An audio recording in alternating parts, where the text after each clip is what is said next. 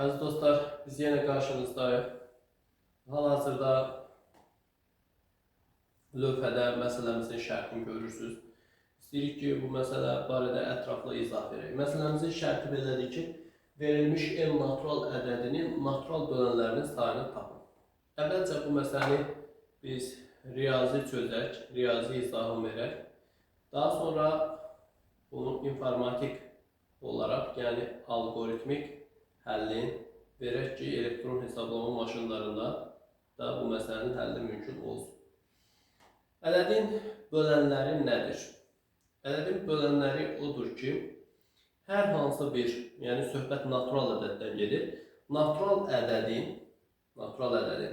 qalıqsız bölündüyü hər bir ədədə həmin natural ədədin bölənləri deyilir. Ədədin bölənləri sonludur.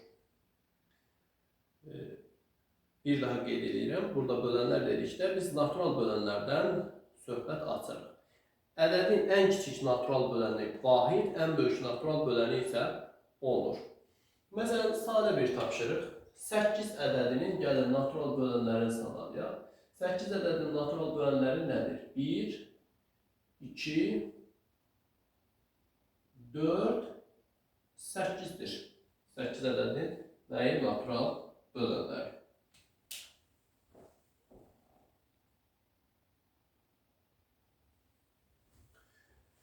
Göründüyü kimi 8 ədədinin natural bölənlərinin sayı 4'dür. Bunu digər ədədlər üçün də nə etmək olar? Yazmaq olar. Riyaziyyatda verilmiş ədədin natural bölənlərinin sayının tapılması bu qayda ilə tapılmır. Yəni ədəd kifayət qədər böyük olduğunda biz onun bölənlərin belə barmaq hesabı sayıb tapa bilmərik. Bunun üçün hansı qaydadan istifadə olunur? Bunun üçün verilmiş ədəd sadə qruplara ayrılır.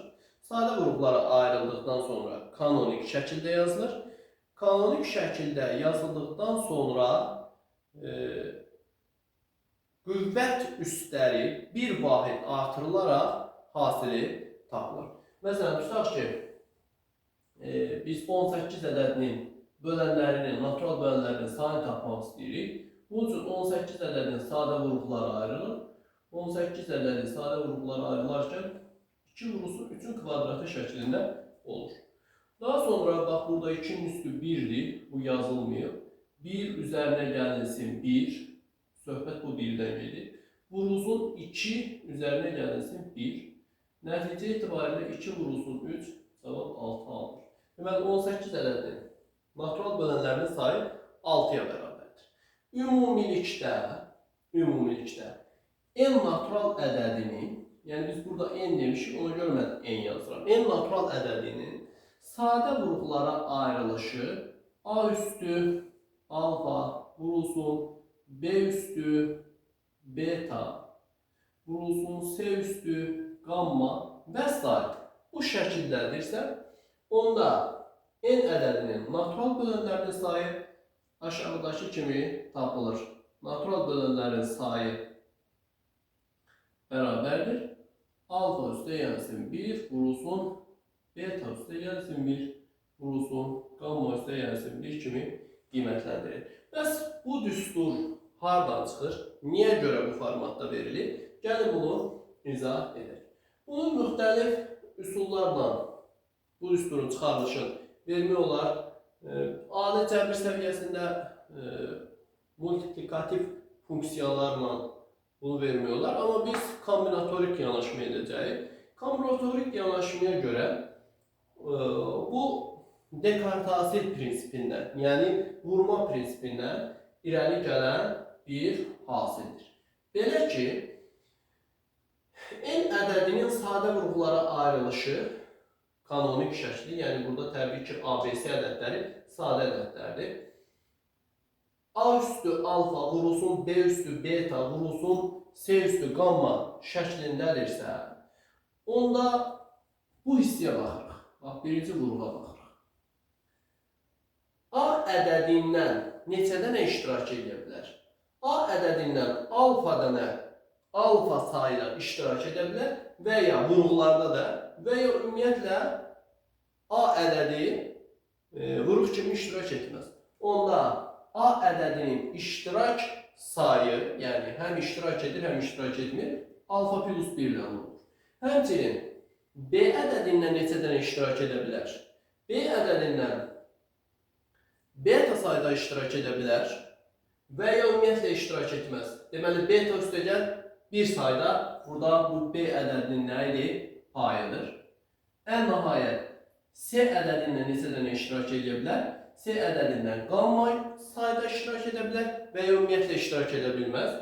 Və bu nə deməkdir? Bu C ədədi üçün qamma plus 1 deməkdir. Onda Descartes asıl prinsipinə görə, yəni bunlar kombinatorikada vurma prinsipi deyilir.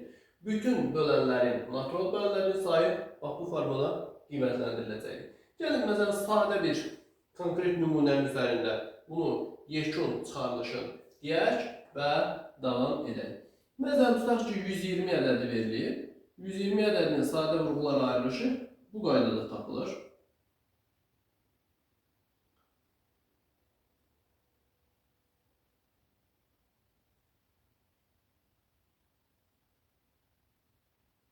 Deməli, 120 ədədinin sadə vurğulara ayrılışı 2 üstü 3 vurulsun 3 vur 5, yəni 8 vur 15. İndi mən tutaq ki, bax, bu düsturu, bu say düsturu bilmirəm. Onda bunun kombinatorik yanaşımı ilə 120 ədədinin natural bölənlərinin sayı necə tapacağım? Deyəcəyim ki, 2 vurğu burada neçə dənədir? 2 vurğu 3 dənədir. Bölən olaraq 2 vurğu 3 dəfə iştirak edə bilər ümumilikdə. Yəni, ən çox 3 dəfə iştirak edə bilər. Bir də ümumiyyətlə bölən olaraq 2 vurğu nə etməz? İştirak etməz. 2 vurğu iştirak etməz. Yəni, bölən məsələn nə olar? 3 vur 5, 15 olar təkcə bölən. Yəni, ümumiyyətlə 2 vurğu orada iştirak etməz. Onda 2 üçün, bax, birinci vurğu üçün 3 plus 1 sayda nəticə verir bizə. Həmçinin 3 üçün 3 neçə dəfə iştirak edə bilər? 3 bir dəfə iştirak edə bilər, eləyibdir. Bir də ümumiyyətlə 3 iştirak etməz. 3 iştirak eləməyəndə 120 ədədini böləni neçə olur? 40 olur da. Necə? Yəni 8 vur 5, 40 olur. Ona görə də 1 plus 1 sayda. 5 neçə dəfə iştirak edə bilər? 5 bir dəfə iştirak edə bilər. Və ümumiyyətlə 5 iştirak etməz. Məsələn, 5 bir dəfə iştirak edəndə vurğular hansı ola bilər? Üzr istəyirəm, bölənlər hansı ola bilər 120 ədəd üçün? 3 vur 5 ola bilər, yəni 15 ola bilər. 8 vur 5 ola bilər, 40 ola bilər. 4 vur 5 ola bilər. 2 vur 5 ola bilər. Təkcə 5 ola bilər. Bir də ümumiyyətlə 5 iştirak edə bilməz. Yəni, bir 5 iştirak edə bilər, bir də 5 iştirak edə bilməz. Ona görə də 1 plus 1. Çünki 5-dən 1 dənədir. Və Descartes asıl vurma prinsipinə görə biz bu hasılı tapsaq, 4 vurulsun 2, vurulsun 2. Bu da eləyəcək 16. Deməli, 120 ədədinin 16 sayda natural böləni var. Bu kanonik ayrılışa görə vurğuların natural bölənlərinin sayının tapılması düsturu onun bir növbədə demək olarsa isbata, çıxarılışı idi. Yəni, biz bu hazır düsturdan yox, çıxarılış şəkildə göstərdik ki, niyə görə o kanonik şəkildə yazılanda qüvvət üstlərin bir vahid artırıb bir-birinə vurur. İndi isə gəlin algoritmik yanaşma ortaya qoyaq. Yəni, elektron hesablama maşınlarının köməyi ilə, kompüter vasitəsilə verilmiş n natural ədədinin, natural bölənlərinin sayı necə hesablanır, onu müəyyən edək. Algoritm qurmada belə bir qayda var ki, məsələnin həll algoritmin düzgün yazmaq, o məsələnin hələ həlli demək kimi qəbul etmək biraz çəkindirici məsələdir. Nə mənada? Yəni, bunu obrazlı belə desək, algoritmi yazan yox, algoritmi düz yazan yox, algoritmi daha optimal yazan qalibdir. Ona görə də biz bu prinsipdən istifadə edəcəyik ki, algoritmik yanaşmada həmişə, yəni bunu diqqətdə saxlayacağıq. Bir ədədin natural böləni özündən və vahiddən başqa natural böləni onun yarısını aşmır. Məsələn, 8 ədədinin bölənləri nə idi? 8 ədədinin bölənləri bayaq biz yazdıq. 8-in bölənləri 1 idi, 2 idi, 4 idi, bir də 8 idi. Özündən və vahiddən və özündən başqa bölənlərin yarısını keçmədi. Yaxud olsun 18 ədədi. 18 ədədin bölənləri nə idi? 1, 2, 3, 6, 9, 18. Nədir? Vahiddən və özündən başqa nə oldu? Yarısını keçmədi buradakı. Ona görə də biz bu prinsipdən istifadə etsək, 2 dəfə qabağa düşmüş oluruq, sürətli hesablama oluruq. Məsələn, biz indi yoxlamalar həyata keçirəcək alqoritmdə. Bölənin verilmiş ədədin bölən olub olmadığını yoxlayanda, məsələn, 1000 ədədi üçün biz 500 sayda irəli düşəcəyik. Mənasız yoxlamadan xilas olacaq. Və xülasə başladı. Biz bunu iki şəkildə təqdim edə bilərik. Birinci şəkil ondan ibarətdir ki, bu dövrü alqoritmdir. Dövrü alqoritmində iki növü var. Sayğaclı dövr var, bir də şərtli dövr var. İndi bir sayğaclı dövrlə yerinə yetirəcək, bir də şərtli dövrlə. Birinci olaraq sayğaclı dövrlə yazaq. Əvvəla onu da qeyd edək ki, biz aşağıdakı işarələmələri qəbul edək. Bu işarəni qalıq kimi, qalığın yoxlanılması, yəni mod. Bu işarəni isə tam bölmə kimi götürəcəyik. Yəni dip. Sadəcə bu işarələmələrdən, moddan ona görə istifadə etmirəm ki, bu video abituriyentlər üçün də yararlı olsun. Abituriyent yanaşmalarında bu işarələmədən istifadə olunur. Onu başladıq. Başlanğıc. Daha sonra en natural ədədini qəbul edək.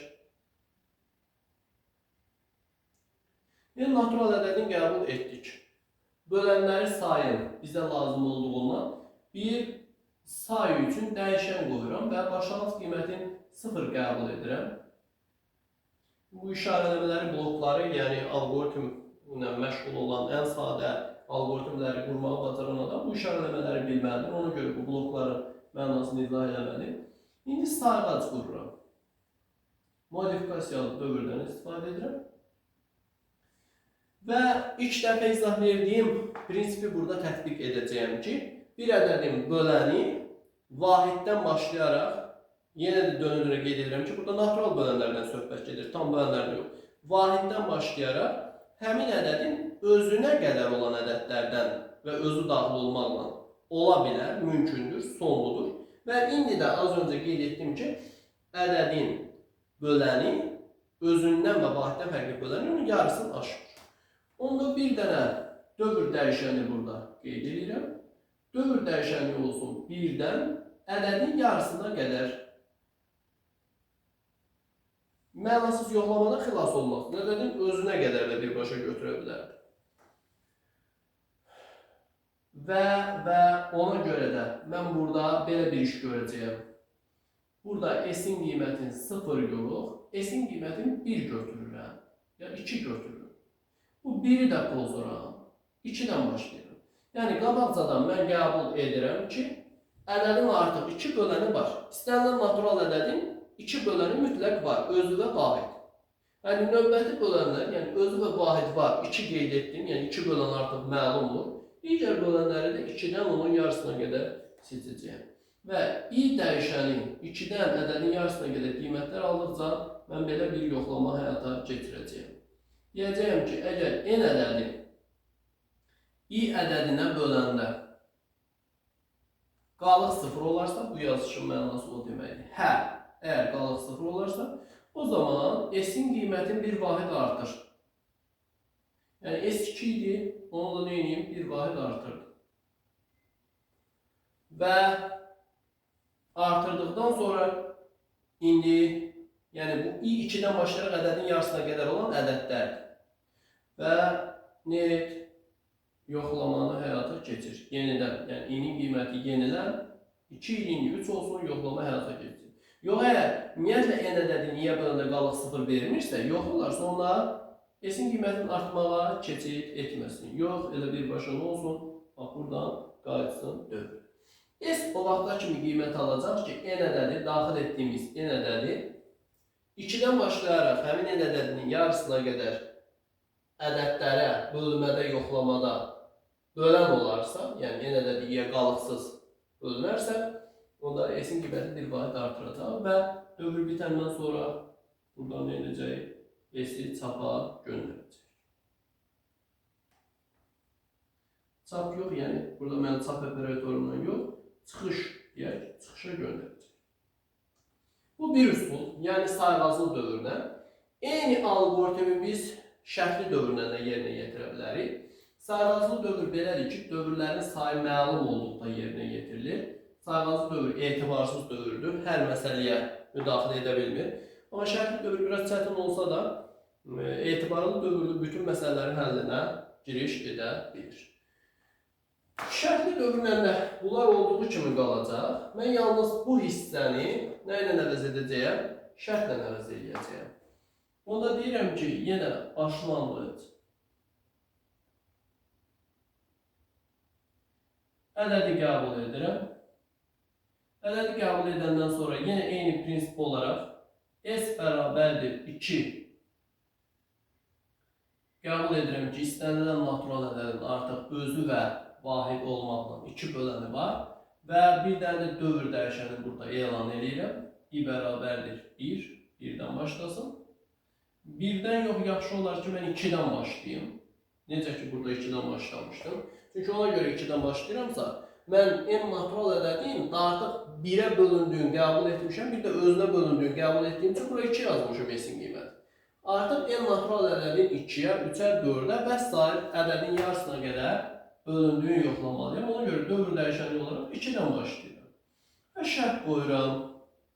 Deyirəm ki, nə qədər ki, i kiçikdir, bərabərdirsə, n bölünsün 2-dən, yəni i hələ gedib n ədədinin yarısına çatmayıbsa, onda bir dənə yoxlama, kiçikdir, şərt ödəndə, şərt qoyuram.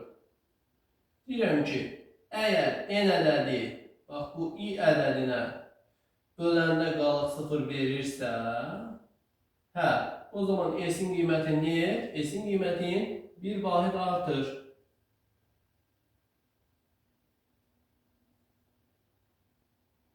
Yox, əks halda, əgər n-in qiyməti, lap mən bunu bu hissədən çəkəcəm, lap səliqəli alınsın. Tutaq ki, şərt ödəndi. Biriləri yox, şərt ödənmədi, yəni bölünmədi. O zaman olarsa s-in qiymətin bir vahid artır. Yox olarsa artıq bu bir alternativli dövrdür. Ümumiyyətlə heç görülməsin. i-nin növbəti qiyməti alması üçün, yəni i 2-dən başlamışdı, bu 2 üçün yoxlandı. i-nin növbəti 3 və daha artıq qiyməti alması üçün, onda buradan i-nin də qiymətini bir vahid artırıram. i bərabərdir i plus 1.